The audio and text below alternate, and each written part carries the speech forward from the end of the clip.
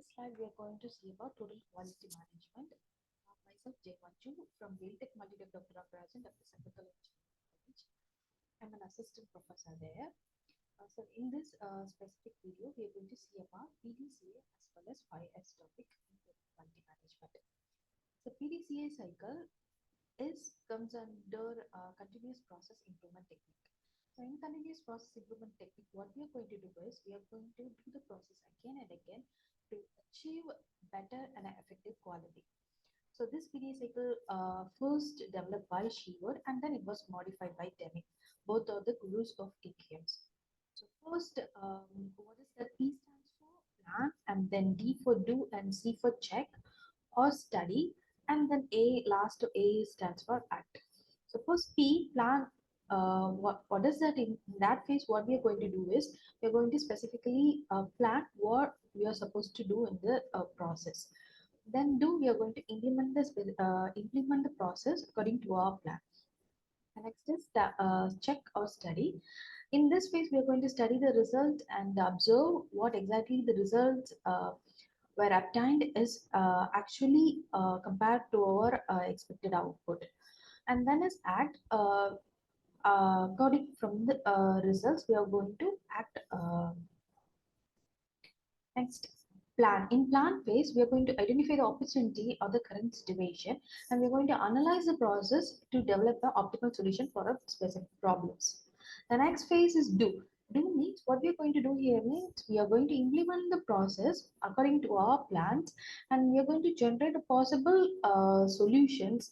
Not only one solution, it can vary one to more than one solutions, and then we are going to execute the process in the do phase. Next one is study phase. In study phase, we are going to study the results which we have obtained from the implementation phase, and then we are going to compare the exact results against the expected results, whether we have achieved the expected results or not. And the last phase is act phase. Here we are going to act according to two possibilities. What are the two possibilities? Means if we have obtained the expected results, then we are going to standardize the solution. If it doesn't achieve the expected results, then we are going to do the cycle again with a different plan to obtain different optimal solution, and we're going to plan for the future.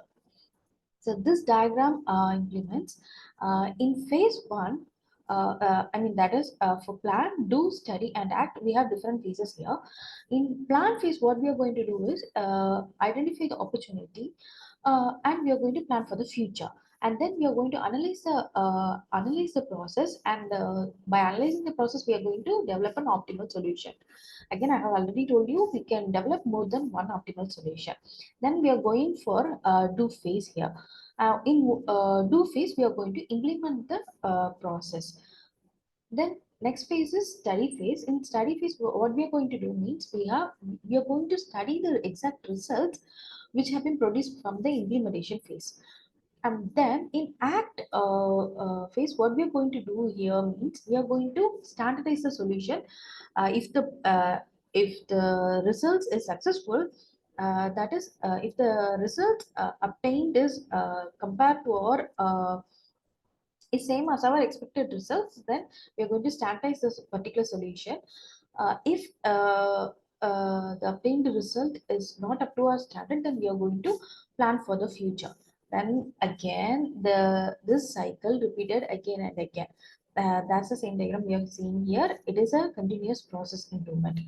So from that, we are going to conclude the overall topic of overall introductions of what is meant by PDCA. Next, we are going for 5S.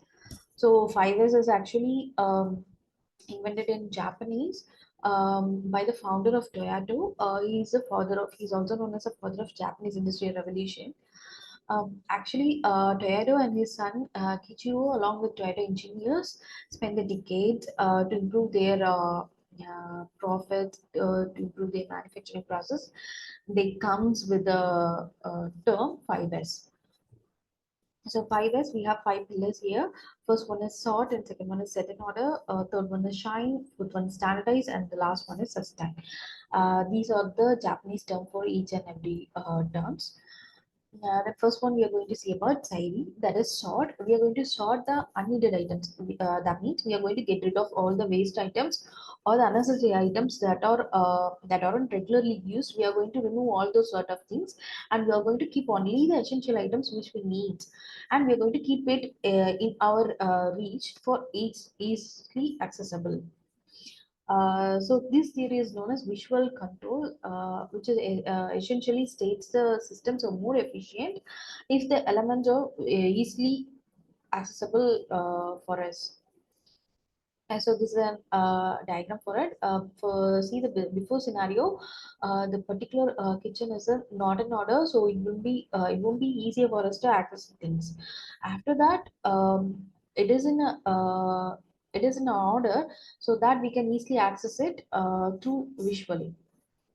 And the next of the pillar is Satan, that is straightening. We are going to have place for everything, and we are going to label each and everything so that we can access it in a from arranging manner. So this example, we have rack of things here, and each and every rack consists of different of items in the before diagram, and then the after diagram you can see the things are arranged in a manner so that it can be easily accessible. And the next one is shine, that is Cisco. We are going to keep the area clean.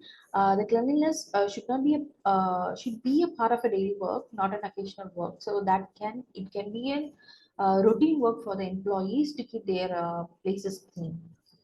So that is shine. And the next one is standardized, that is Cisco. We are going to create the rules and standards for the previous S. That is previous three S's. We are going to create a particular rules and standard for it, and we're going to follow it. And the next one is sustain. We are not going to stop maintaining the system. We are going to continuously improving it. So the employees of the company not only do which they were told, they're going to do it without telling them regularly what to do and what not to do. It's going to become a routine for them to keep up there with their places.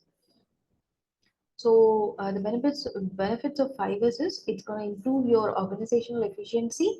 It reduces waste in all forms. It's going to cut down employees' frustration when the system doesn't work. Improves the speed and quality of the work performance. It improves safety, and it creates a visual attractive environment.